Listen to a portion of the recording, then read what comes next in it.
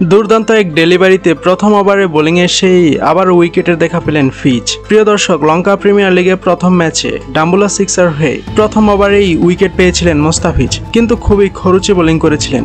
মাত্র 3 ওভারেই 44 রান খরচ করেছিলেন, কিন্তু তারপরও মোস্তাফিজের প্রতি আস্থা রেখেছিল টিম ম্যানেজমেন্ট। তাই আজ জাফনা কিংসের বিপক্ষে সেই আস্থার প্রতিদান দিলেন।